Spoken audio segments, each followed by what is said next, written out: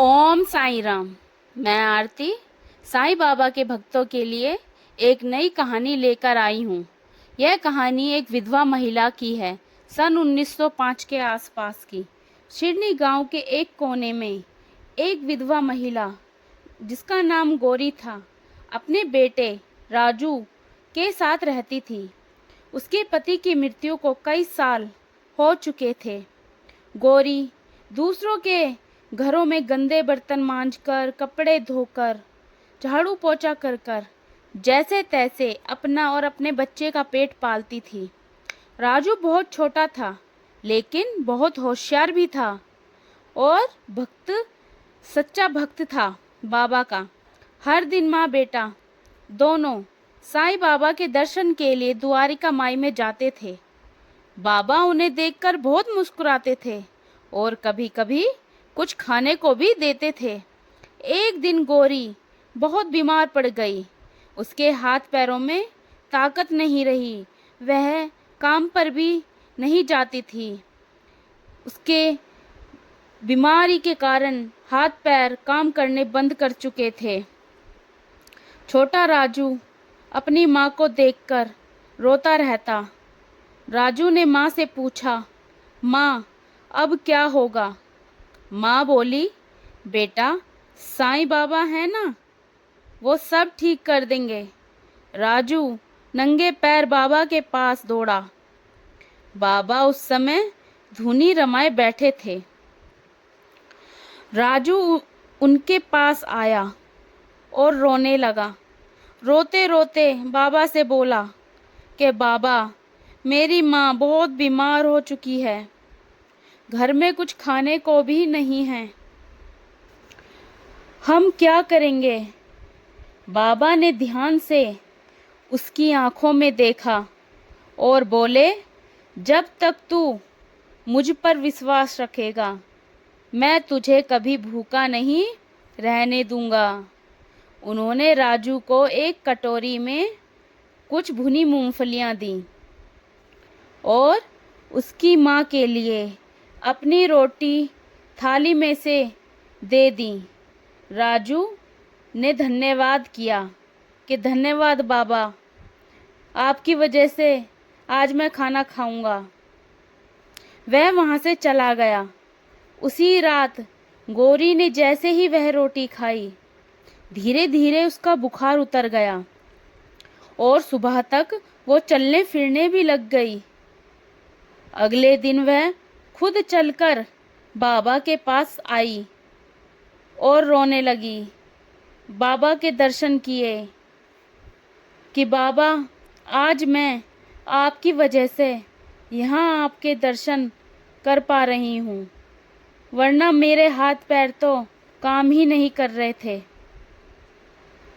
बाबा बोले, देख गौरी, सच्चे प्रेम और श्रद्धा से मांगी हर प्रार्थना व्यर्थ नहीं जाती।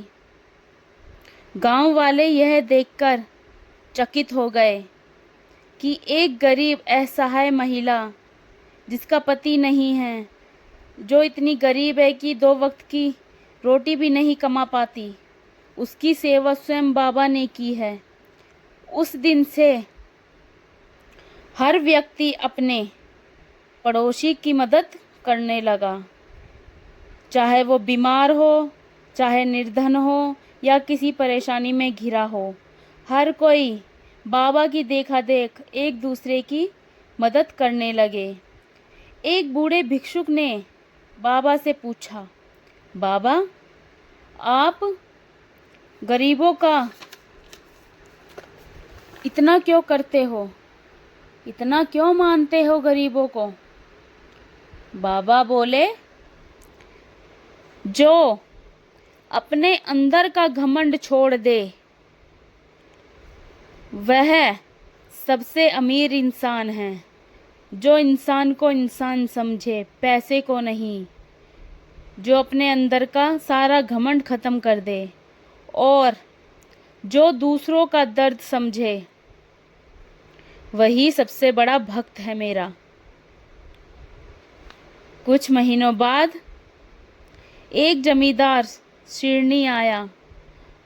वो बहुत रईस था, बहुत अमीर, पैसे की कोई कमी नहीं। उसकी बीवी मर चुकी थी, उसकी कोई संतान नहीं थी। वह बाबा के सामने आकर रोने लगा कि बाबा, मेरे पास इतना धन है, लेकिन उस धन का इस्तेमाल करने के लिए मेरे पास कोई संतान नहीं है। मैं क्या करूं? उसने बाबा से आशीर्वाद मांगा कि बाबा मुझे संतान का आशीर्वाद दो। बाबा थोड़ी देर तो मुस्कुराए और फिर उस जमींदार की आंखों में देखा और बोले कि तेरी संतान तो तेरे सामने खड़ी है बेटा। जमींदार ने चारों तरफ देखा तो उसको राजू दिखाई दिया। उसने राजू को पास बुलाया और बाबा से कहा, बाबा यहाँ तो सिर्फ यही बच्चा है, आप क्या इसे मेरी संतान बोल रहे हो? बाबा ने बोला, राजू ही तेरी संतान है। जमींदार ने राजू और उसकी माँ को देखा और दोनों को अपने साथ ले गया। उन्हें एक नया जीवन मिला। राजू की माँ को अब घर घर जाकर बर्तन नहीं मांजने पड़ रहे थे, कपड़े नहीं धोने पड़ रहे थे और ना ही किसी के ताने सुनने पड़ रहे थे। रोटी के लिए तरसना नहीं पड़ रहा था, इधर उधर भागना नहीं पड़ रहा था। अब गौरी पहले जैसी नहीं रही, वह जमींदार की पत्नी बन चुकी थी। राजू को भी पढ़ाई का अवसर मिला। उसने इस अवसर का पूरा लाभ उठाया। गौरी की आंखों में आंसू थे, पर ये आंसू खुशी के थे। राजू ने उस पढ़ाई का इतना अवसर उठाया कि जब वो बड़ा हो गया, वो एक अध्यापक बना। उसने अपने ऊपर बीता हर ज्ञान अपने शिक्षकों को देना शुरू किया और साईं बाबा के प्रति सब लोगों के मन में विश्वास पैदा किया। बाबा कहते हैं, श्रद्धा और सबूरी रखने वालों की हर प्रार्थना मुझ तक पहुंचती है, जरूर पहुंचती है। इसलिए बाबा कहते हैं कि मालिक पर विश्वास रखो, श्रद्धा रखो और गरीब इंसान की मदद करो, चाहे वो छोटा